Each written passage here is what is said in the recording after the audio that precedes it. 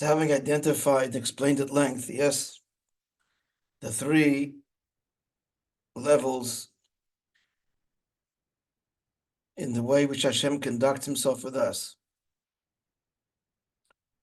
as reflected in Yerusha, and then Avodah, and then Matana.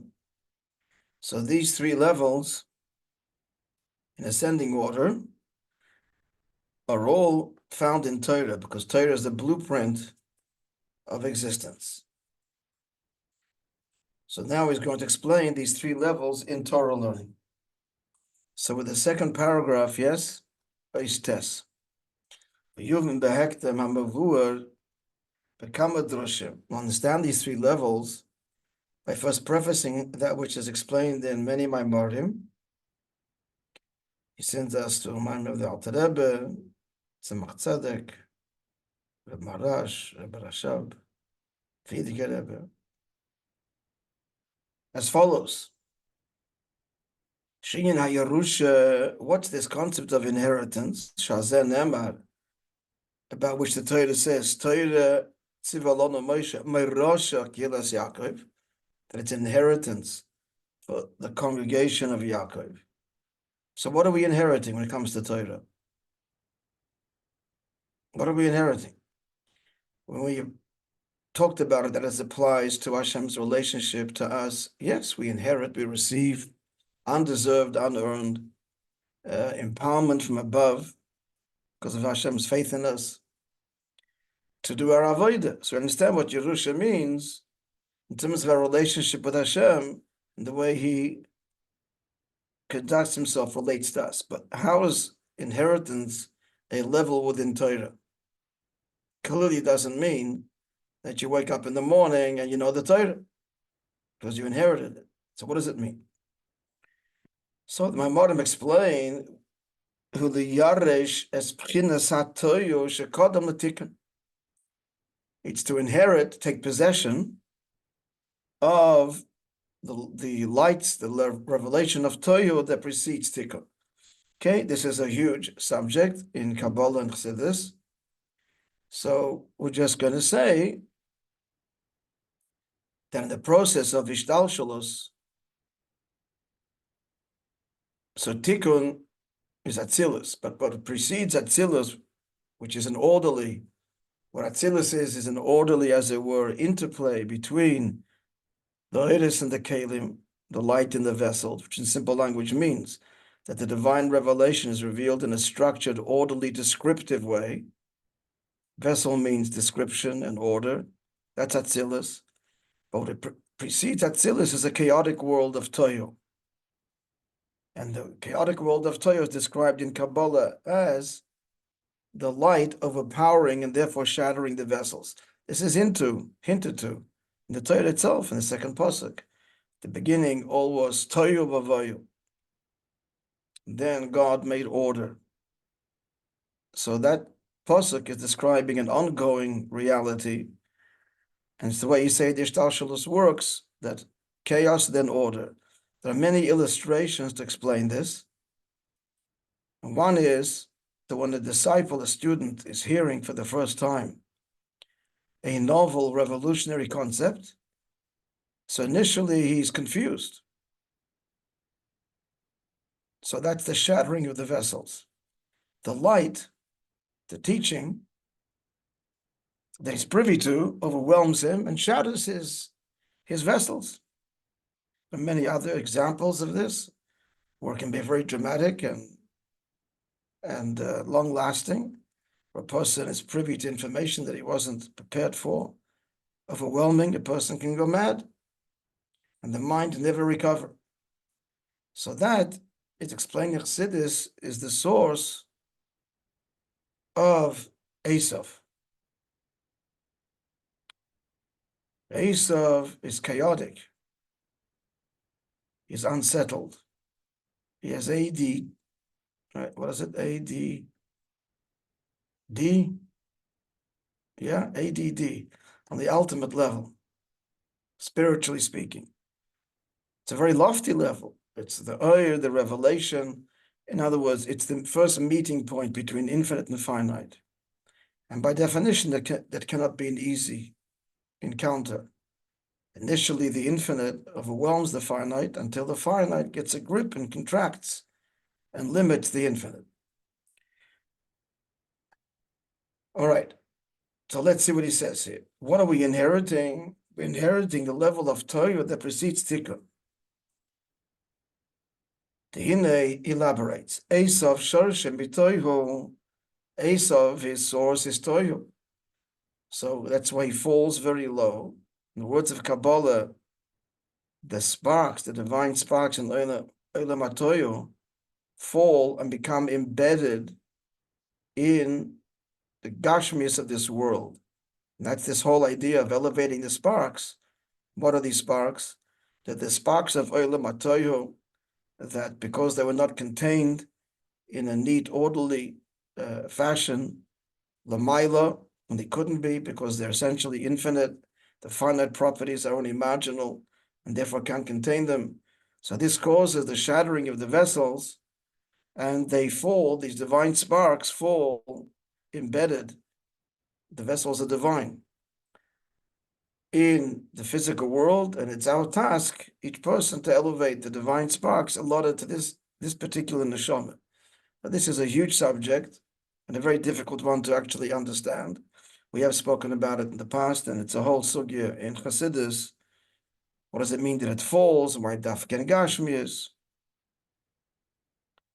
At any rate, we're familiar with the general concept that the higher the source, above, the lower it is manifest in this world. So Torah is a very lofty level, and it's found dafken ilam has the sparks are accessed and elevated here, and that's the whole purpose, is to elevate these sparks, these infinite sparks, or the result of an infinite revelation, but elevate them in such a way that they are contained and integrated within creation. That is another way of describing Mashiach. So let's continue. Just hang on a second.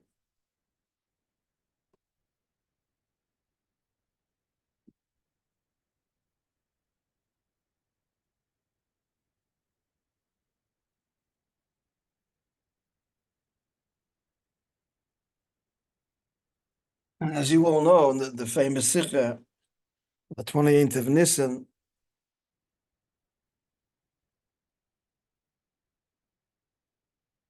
the Rebbe said, I've done all I can do. Now it's up to you.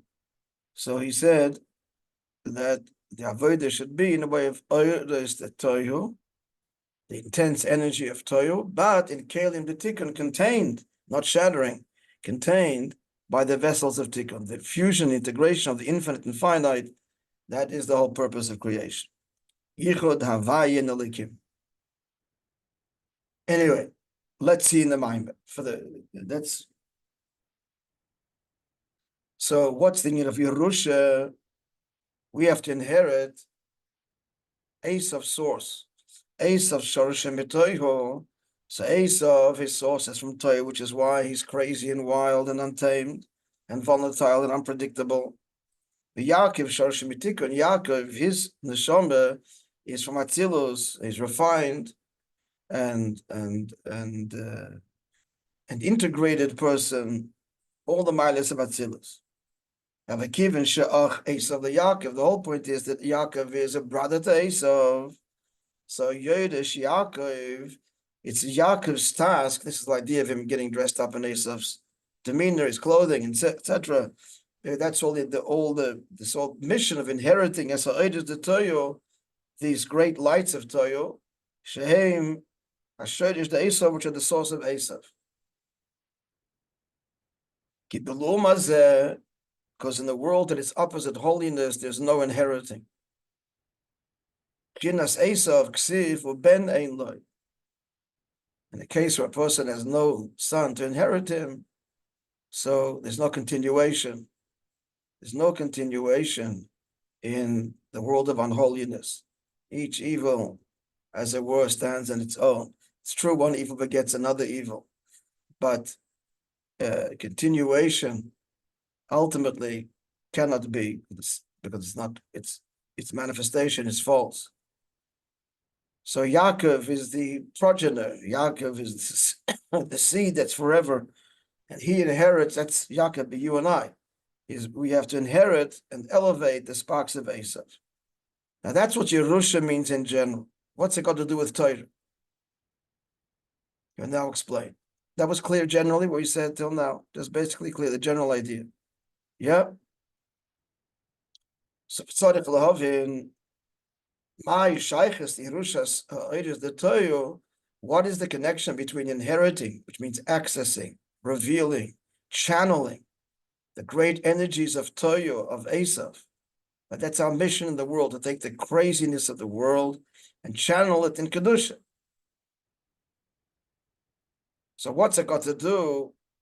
Shorsha Shel Esav, which is the source of Esav, this craziness, that's his source. His craziness is rooted in these powerful lights that shatter. That's why crazy, because they're not integrated. They're not integrated or grasped. So that's Esav's source. It falls very low and making for a violent, crazy world, which we have to tame and elevate and channel. What does it have to do with Torah? That's the question. Shasen Maamor, about which this whole idea of Yerusha is what's expressed in the pasuk, which is this whole Maamor is began with Torah Tzivah lanu Meirasha Yehilas Yaakov. Ariadarab, on the contrary, question goes further. The pasuk zem with Geshes Hashlila de Esav. This pasuk negates any relationship at all to Esav. This is the inheritance of Yaakov. And yet we're just saying that the whole meaning of Yerusha is inheriting Esav. This pasuk at face value says, no, Torah belongs exclusively to the Jew. It's our inheritance, not anybody else. And yet Chassidus and Kabbalah explains the whole meaning of Yerusha as inheriting Esav. Making the question stronger now with the next quote, next source. Gedrashas Chazal, as the Gemara says, Sanhedrin, the Alkum she'asek b'Torah chayiv misa. A non-Jew who involves himself in the study of Torah, he forfeits his life. He shouldn't be doing that. That's not his shlichus. Shenamba, and the Gemara brings out pasuk. Torah tzivah lanu Moishe meirasha. It's our inheritance, lanu v'lei lahem, not to them. So we have to understand what is this aspect of Torah, which is inheriting whom? Esav, who seemingly has no part in Torah. The answer is, but the matter is as follows. Excuse me.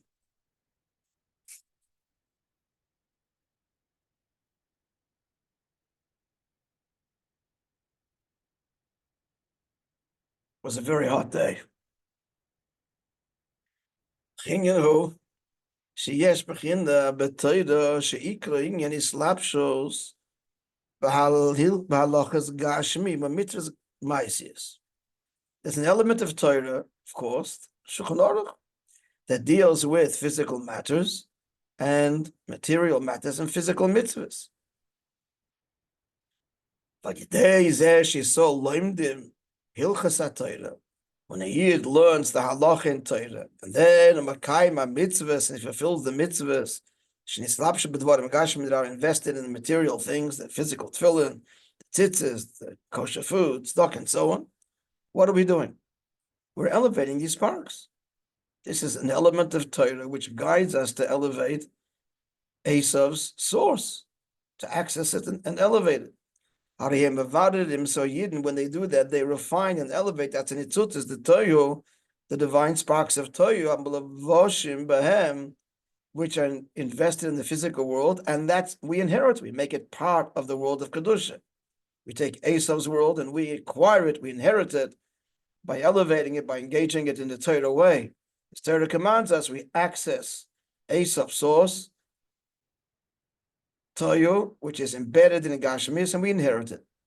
So we understand now what's the inyan of inheritance when it comes to Torah. Torah guides us to engage the world and thereby access and inherit these sparks.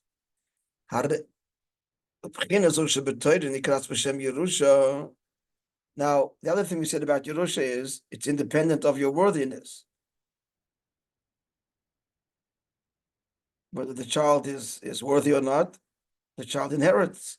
Now, that is also an element of the level of Torah we speak of right now. Because every Jew has this inheritance, even before he toils in Torah, which we'll speak about in the second level. Therefore, there's an aspect of Torah where there's no toil. There is one, says the Gemara, that fulfills the obligation of Agisa by Yom Balel, should be immersed in it day and night. If he's a person that works and has other obligations, he fulfills the obligation. Learning one chapter in the morning, or Perek Echad Aravis in a chapter in the evening, Bilvad alone. Moreover, the accessibility and the fact that every Jew inherits Torah, and it's irrespective of his toil in Torah, we see this. Moreover, first example was all he got to learn is a perek in the morning, at night. He fulfilled the mitzvah of being immersed in Torah study day and night. Moreover, sheyesh gam ba'aretz, even the completely illiterate shemakai mitzvahs talmud Torah b'yosef ma'im damatzev d'layoda ma'kama. He fulfills the mitzvah of learning Torah, even if he doesn't understand what he's saying. He can be called up to the Torah and makes a bracha over the Torah. He doesn't understand the word. That's how accessible to Yerusha, without effort, Torah is to every Jew. And the reason that he connects to Torah and fulfills the mitzvah of learning Torah, even if he doesn't understand it. Because it's inheritance to every Jew. It's a birthright, irrespective of his level. And if he's incapable of learning, he still inherits the Torah. He's called up to the Torah, makes a bracha on the Torah. And that's enough to go out there in the world and elevate the sparks. That's the Yerusha. He can do the mitzvahs, and he does. He elevates the world. He gives tzedakah. He elevates the sparks. All of these are mitzvahs of the Torah, which come to everybody equally. So this inheritance property of Torah, from that that gives us the ability to inherit the sparks, the seeds, to elevate the sparks of Torah al yedei in Yonah Torah mitzvahs, through matters of Torah mitzvahs, she establishes what I'm gashim, that these sparks were invested in the physical world. Shemekayim kol echad v'acham yisrael, the simple act of putting on tefillin every Jew can and does do. Hey, Namoras Yoda Maikoma, both the ignorant, the illiterate who doesn't know what is said, and the mitzvahs apply equally to the perfectly righteous, that he goes on to the next level of toil, and he understands and grasps. So this is the universal level of Torah, accessible to everyone. Everyone inherits it equally. The reason the Neshama came down here is the sakin, according to Alter Rebbe and Tanya, the sakin from the Yitzchayim. The sakin is gufay, to fix his body, v'nafshe b'amis, in his animal soul, v'chelke b'olam, to elevate the sparks in his allotted portion of the world that he needs to elevate. And that's all the things he comes in contact with. Hashem directs him by divine providence, particular business, particular place, all the encounters. It's because those sparks are waiting for him to elevate them. And he can do it just through the simple act of mitzvahs. So that's a level of Torah which everybody inherits equally. There's actually two things he's saying here. There's a level where one fulfills the mitzvah of learning Torah, even universally, even one who doesn't understand. He fulfills the mitzvah of learning Torah if he's not able to understand. He makes a bracha when he's called up to the Torah. And the second point is the mitzvahs. This then point of Torah is to be translated in action. The mitzvahs, that's universal. Everybody can do them and does them equally, and that elevates the world. And that's the Yerusha that elevates or seizes and inherits the sparks of Esav inheriting them and making them part of Kedusha, making the world a holy place. That, all right, are we clear so far? The level of Yerusha, gentlemen? Yeah. It's just today's name was a reference to what you were saying. Pardon? Today's Hayom Yom was a reference to what you were just noting. Today's Hayom Yom. Remind me, I don't know if I saw it. What is it? That h'tשכ al Yena bringt jeder Eden. Yeah, that, yes. Yeah.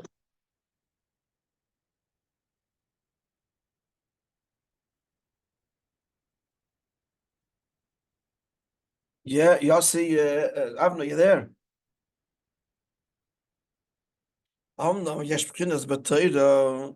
That's a level of Yerush. Now he's going to explain the level of Torah, which is Avodah and Yegiyah. That's the Panai Yelech. The first one was like the first level of Chain. There's the first level of Chain and the third level of a second level, which is the third stage. That's Matana. Now we're talking about the middle stage, which most of the Maamor was to explain the middle stage, the level of Panai Yelech. And that is the level of Torah is about to describe now. There's a level of Torah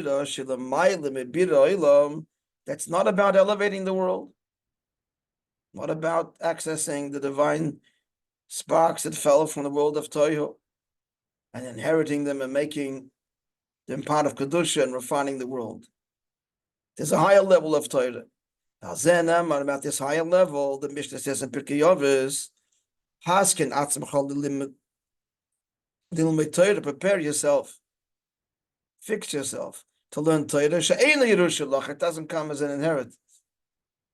This is not bequeathed to you. This you have to acquire through great toil. This level, which is not the simple practical level accessible to everyone, but it's the level of toil and understanding, and that needs yigiyah, effort. And more generally, the difference between the two levels is as follows. Zeroing in on the second level now, in the level of Torah which is beyond the practicalities of elevating the world. So Shaykh, the is the Israel. This, to engage this level, we have to engage our inner koiches, our seichel, our midas. Pasuk quoted earlier, v'zois lifnim b'yisol. It's a pasuk in Sefer, pasuk in Rus.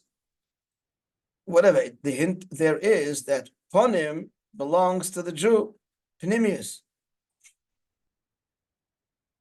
So this is a level of Avodah, Pnimius, effort and toil, giving one's inners.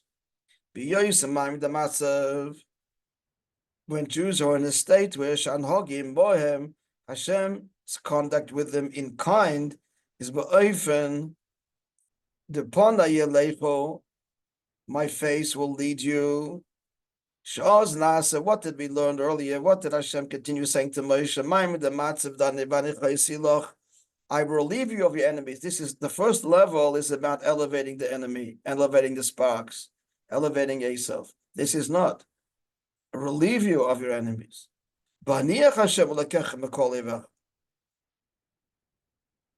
will relieve you of all of your enemies, it's not about engaging the world. The world's an obstruction. We need to elevate it and fix it. That's not the Avodah here. This is Avodah Pnimius. This is Bakshu Pana and Pana Yelecho. So what's Torah at that level? In the Oz, Iker Avodah Ha'isek V'Yigiyah B'Limedat Shel Atzmo. Here he's involved and toiling in Torah, not in order to know what to do and how to engage the world. But showing in the limit starting Torah for its own sake, this is divine wisdom, and that is why he toils in it. To connect to Hashem. And it isn't necessarily practical Has no practical ramifications. And moreover, it is a deep toil, each one on their level. Not everyone is shaykh to this deeper understanding. First one, Yerusha, yes, but this one not.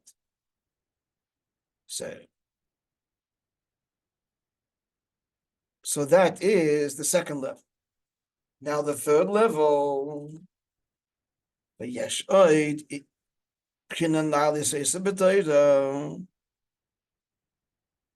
yet a higher third level. This is the matana level. It only comes after he has toiled in Torah with the Yigia Atzuma, which means powerful, more than powerful, but intense toil. Total exertion. What? Total exertion. Yeah. Such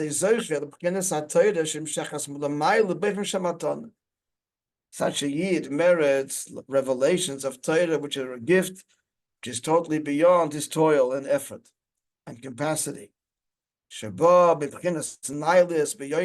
revelation of Torah, it's very lofty. That no arousal from below could reach. It's beyond mortal access. Hashem reveals this deep in Yonim. General, it's Chassidus. The Rabbi shared with us this level of matana. Ois Yud, the final Ois. Zehu, and this is the meaning then of the pasuk Torah. Tzivah. But clear the three levels. First one is the basic level, the inheritance. Every Jew inherits this. That's one dimension of the meaning of Yerusha. The second is, with this level we inherit it. The sparks of Toihu. What's the practical level? Then there's Avodah, conveyed in the Mishnah, that She'ena Yerusha Lo Hasken Atzmacha. This is Avodah, this is toil, this is Pnimius. Ponai Yelecho, as a response to Baksha Ponai. And that then leads to a gift totally beyond the ability of a person, a shaman beguf, to grasp, and that is the third level matan. So now V'zeh Torah Tzivlana Moishe Merosha Keles Yaakov. Now he's explained the diukim, the details of the pasuk, because this talks about the level of Merosha, talking about the third level here. The first level. So who is it? It's inheritance for who? For Yaakov, not Yisrael. Because Yaakov, Yud Ekev, the word Yaakov is Yud Ekev. Yud goes on the neshama, and Ekev goes on the guf, the heel. So it refers to the neshama coming down to the lowest level. Koi al neshamis hablevoshe bagufim chumrim beilam hazeh. So it refers to the neshamis that are enclosed in corporeal bodies of this world, in the etzlam, by these neshamas, yesh b'chinas hayirusha sheb'Torah. So they have a granted the inheritance of the inheritance dimension of Torah. By Rosh Hakedas Yaakov, which is the whole shlichus adeizim evarim v'yoshim as in tzutzah the Torah, through which they elevate and inherit sparks of Torah, which are being invested and fell into the embedded in Dvarim Gashmim, Shebehem Nasakim at the mitzvahs. With the Dvarim Gashmim, they do mitzvahs, they thereby elevate. So what is the difference? What is the difference in the Yerusha of level 1 and level 3?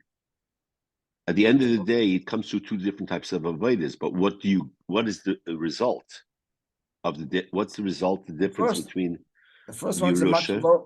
In Pashtus, the first one is a much lower darga.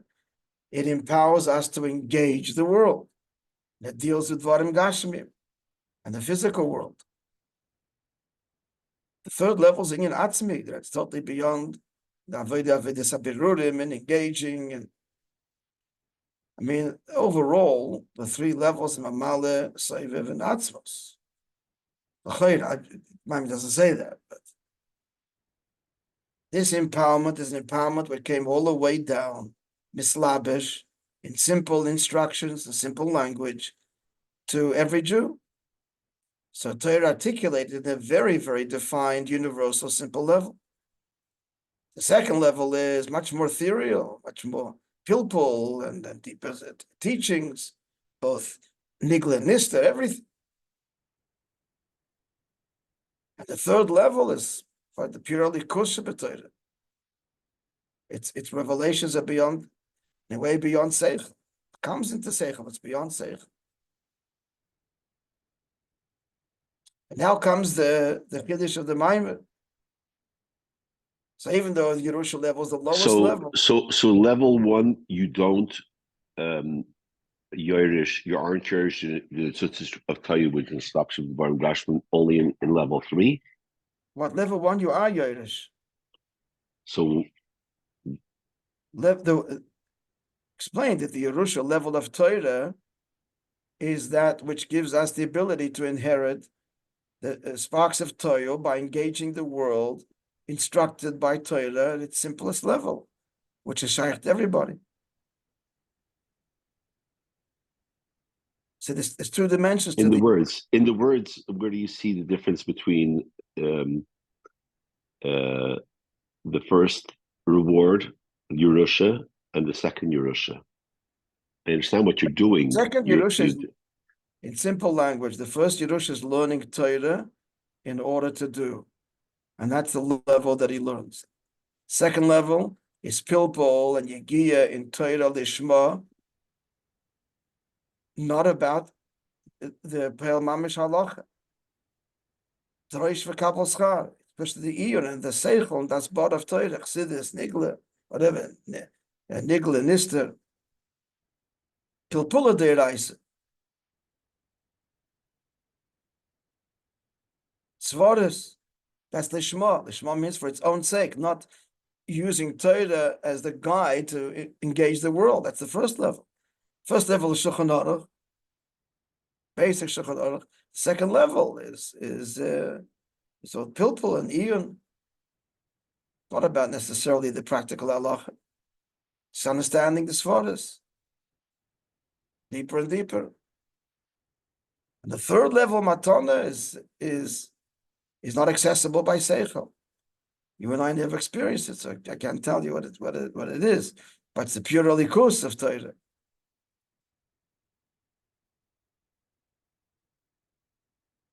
Revelations that come to the person that are beyond the ken of the human grasp, normally. Gifted. And he levels to all 3. But is it somewhat clear? No. You're shaking your head, no. Because why? I don't see it in the words, and I don't understand the difference in what you're yarshening. I understand what you're trying to tell me, that it's you're yarshening the pnimius. What? I understand that you're trying to say that you're yarshening the pnimius, not only the basic level. You're not yarshening, no. Why are we saying that? The level of Yerusha is the the Yershim. Right, so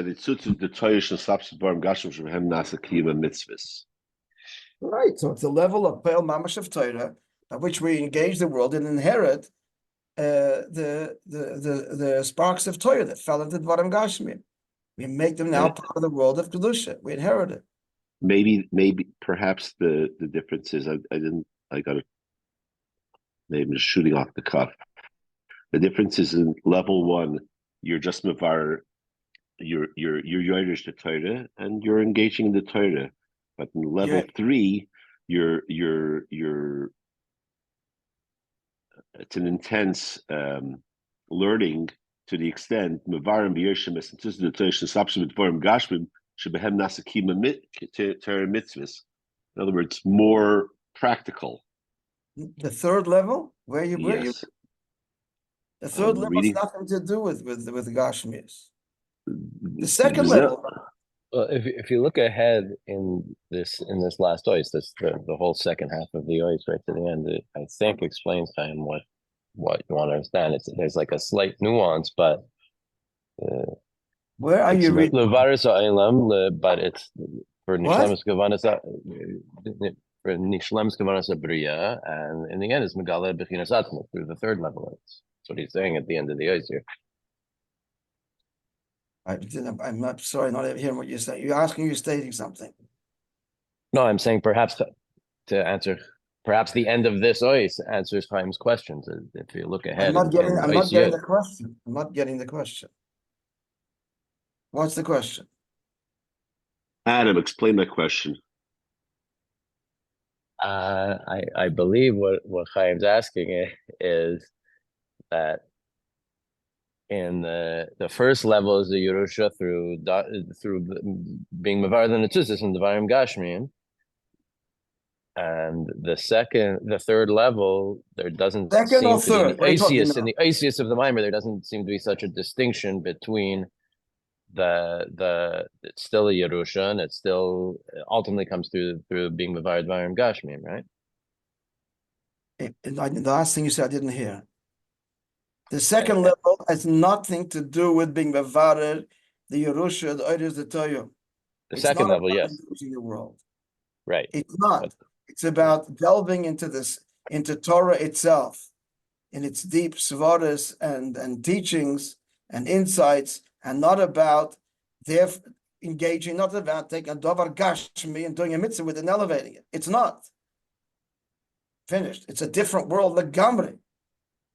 Now, so what's the question? But then there's the third level. The matan is a vada beyond creation, totally. It's levels and insights that the person could not access himself. Discoveries of stratas of divine knowledge that are totally beyond the ken of human endeavor. Granted as a gift. What they both share in common is it's not about elevating the world.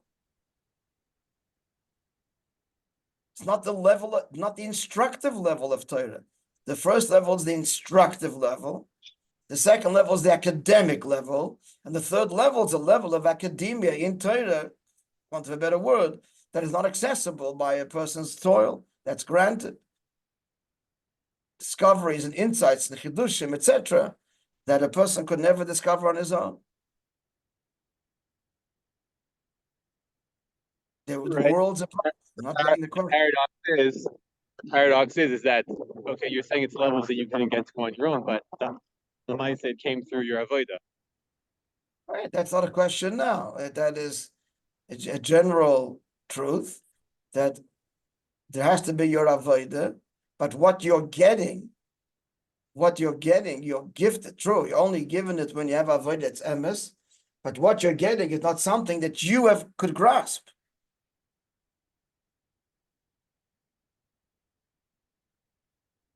It's given only to the one who toils. But what is he given? That which is totally beyond his toil, beyond his reach. To be discussed tomorrow. Yeah, it's already late. Okay, so we'll finish the Maamor tomorrow, Be'ez Hashem. Thank you. Start the next one. I posted it, Bereshis Bara. So no time for the story. Got to go daven, guys.